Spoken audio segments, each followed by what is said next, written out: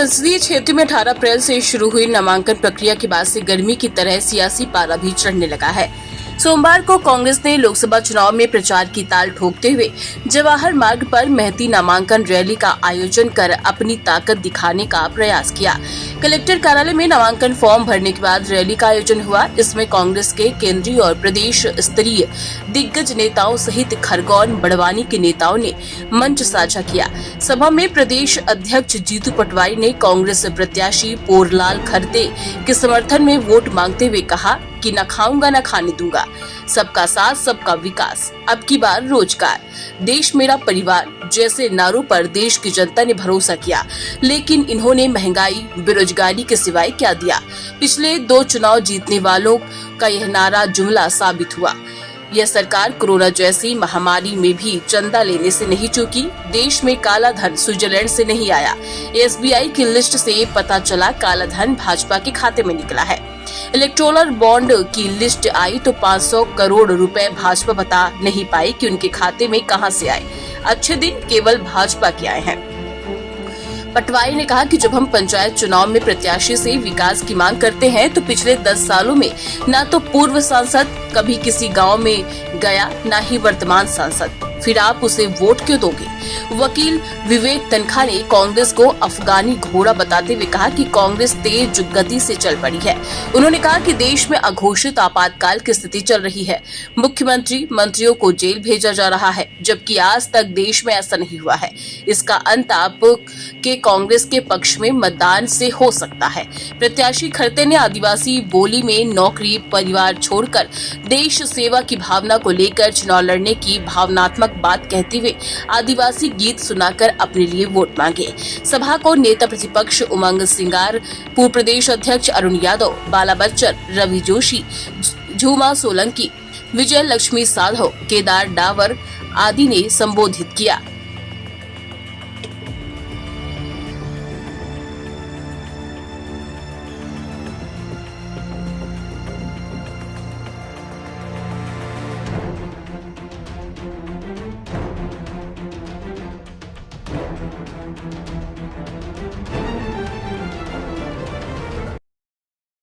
मैंने बताया इतनी असंवेदनशील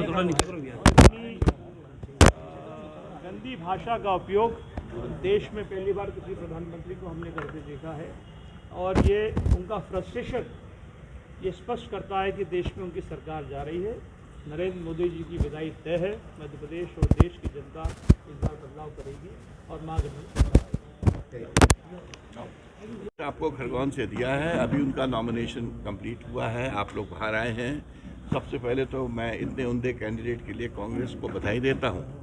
आपने आधी जीत तो आज नॉमिनेशन भर के जीत लिए है, जो प्रतिक्रिया लोगों की आ रही है। और दूसरी बात, अब तो ये आर पार की लड़ाई है, या तो संविधान बचेगा या नहीं बचेगा। कल के प्रधानमंत्री जी का जो स्टेटमेंट था शॉकिंग था। मैंने नहीं आज तक इस देश में कोई सोच सकता था 140 करोड़ लोग कि कोई प्रधानमंत्री जी जिस लेवल की स्टेटमेंट दी उन्हें कल दी है, महिलाओं के मंगलसूत्र तक वो पहुंच गए। हिंदू मुसलमान की ऐसी बात कर रहे थे जैसे कि कोई सामान्य बात है। मुझे तो लगा और सब निराधार, सब गलत। मैंने चीज़ों को तोड़ मरोड़ के और गलत ढंग से प्रस्तुत करके अपना एक स्टेटमेंट बना रहे हैं। मेरे को लगता है इलेक्शन कमीशन को तुरंत इस पर संज्ञान लेना चाहिए। किसी के लिए रुकना नहीं चाहिए इलेक्शन कमीशन को।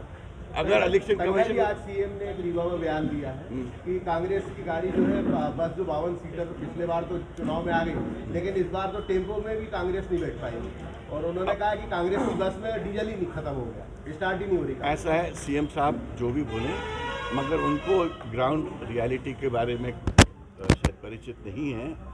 अब मैं ये तो नहीं कह सकता कि वो अभिज्ञ हैं, मगर मुझे ये ज़रूर मालूम है कि अगर कोई भी समझदार व्यक्ति आज ग्राउंड रियलिटी देखेगा और लोगों के चेहरों में जो एक डर और जो एक सहमा हुआ चेहरा देखेंगे, वो समझ जाएंगे कि इस वक्त आपातकाल को हटाने के लिए जो घोषित आपातकाल है, इसको हटाने के लिए लोग क्या रहेगी कांग्रेस की स्थिति बहुत। मैं आप बताओ, आपातकाल के बाद चुनाव हुआ था तो आपको स्थिति के बारे में पता था? जो एक तरफा चुनाव था, वही चुनाव होने वाला है। आप देख लेना, ये जो चुनाव है एक तरफा चुनाव है। आज हम गिनती नहीं देंगे आपको, गिनती तो हमारा देश का जनतंत्र देगा, जो हमारा 100 करोड़ वोटर है वो देगा। सर, अरुण गोविंद जी ने एक बयान दिया था कि हम चुनाव ही इसलिए लड़ रहे हैं कि संविधान बदला जाए। वही तो मैं कह रहा हूँ, वो तो अगर डॉक्टर बाबा साहब अम्बेडकर का जो ये संविधान है, जिसको हम लोगों ने कितने अच्छे से सींच के रखा था, जिसकी 75 वर्ष हो रहे हैं, आप कहीं एक तरफ तो 75 वर्ष की बात करते हो और अमृतकाल की बात करते हो, और वहाँ संविधान बदलने की बात करते हो, तो फिर अमृतकाल क्यों बना रहे हो भाई साहब? जरूरत ही नहीं है। मैंने दोहरा चेहरा, दोहरा चरित्र, हम लोगों को आज तक ही समझ नहीं आ रहा है कि इस देश को हम कैसे बचाएं। अगर हम इस चुनाव में अगर बीजेपी जीत जाती है, एक बात कह रहा हूँ, मान के चलिए 29 में कोई चुनाव नहीं होगा, 29 में एक ही पार्टी का चुनाव होगा। देख रहे हैं ना, जैसे पुतिन जीतता है, जो चाइना में जीतते हैं, वहाँ पर विपक्ष नहीं होता है, 97 वोट एक ही व्यक्ति को मिलता है। अगर आप वैसी व्यवस्था चाहते हो जहाँ डर भय लोगों को CBI, IT, ED से डरा के रखा जाता है, तो ठीक है, आप बीजेपी को वोट दो। आधे आपके चीफ मिनिस्टर जेल में रहेंगे, मंत्री जेल में रहेंगे, लोग देश छोड़ के जाएंगे, और रेस्ट ठीक है, गवर्नेंस होता है। भाजपा हिंदुत्व और राम मंदिर के मुद्दे पर जो है पूरा फोकस कर रही है। नहीं, ये अब इस तरफ फोकस सडनली कल आया है। कल जो प्राइम मिनिस्टर का स्टेटमेंट है, इसका मतलब है फर्स्ट फेज में वो हार रहे हैं।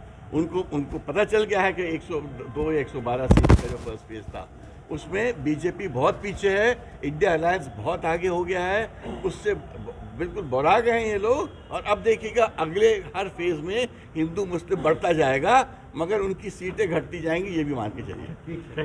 इनके नाम घोषित होने से ही हम जीत रहे हैं। आज नामांकन पत्र इन्होंने भरा है, और मैं इनको पहले से बधाई देता हूं, क्योंकि मोदी जी की जो बौखलाहट है कल रात को जो आपको दिखी, वो इसी बौखलाहट का परिचय है कि जो 102 या 112 सीट जो फर्स्ट फेज अभी खत्म हुई हैं, उसमें बीजेपी पीछे है। सबको पता है इंडियन अलायंस की गवर्नमेंट बन रही है, और हमारा कैंडिडेट खरगोन का जीत रहा है, आप देखना। और जैसे जैसे ये आगे बढ़ेगा कार्यक्रम, आप देखना उनकी बौखलाहट और बढ़ेगी, क्योंकि उन्होंने प्रजातंत्र को ख़त्म करने का तो एक मानसिकता बना ली थी। बाबा साहब अम्बेडकर का जो कॉन्स्टिट्यूशन है, उसको चेंज करने की बात उन्होंने बनाई दी थी, उनके MPs कह रहे थे।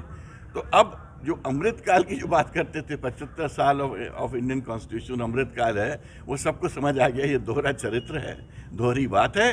अब देश इस अन्याय को बर्दाश्त नहीं करेगा, और ये डराना धमकाना, मुख्यमंत्रियों को जेल में रखना, मंत्रियों को जेल भेज देना, पकड़ धकड़ करना, SBI के बॉन्ड्स अपने तरफ ले लेना, इवन वो पूनावाला से जो कोविड का जो सो कॉल्ड हीरो था, उसने तक तो बीजेपी में को बॉन्ड्स के रूप में पैसा दिया है। तो ऐसी भ्रष्ट व्यवस्था कि हम लोग पार्ट नहीं हो सकते, और देश नहीं चाहता है कि अब ऐसी भ्रष्ट व्यवस्था वापस आए। अघोषित इमरजेंसी थी, ये अघोषित इमरजेंसी जैसे इमरजेंसी 77 में हटाई गई थी, और तब उसको कांग्रेस परस्त हुई थी। इसी तरह आप देखना जनतंत्र फिर सामने आएगा, वोट करेगा, और इस वक्त आप देखना अच्छे आंकड़ों से इंडिया अलायंस और विपक्ष सामने आएगा। हिंदू मुस्लिम फिर से वापस आ गया है मुद्दा। मैं बोल रहा हूँ ना, वो तो मुद्दा आएगा जैसे जैसे वो हारने के उनके संकेत बढ़ेंगे, हिंदू मुस्लिम की बात करेंगे, क्योंकि वो चाहते हैं तो देश डिवाइड हो जाए। हमारा जो सेकुलर कॉन्स्टिट्यूशन है वो ख़त्म करना चाहते हैं। उनको ये बाबा साहब अम्बेडकर का कॉन्स्टिट्यूशन पसंद नहीं है। तो इसीलिए तो हम कह रहे हैं ये जो पूरा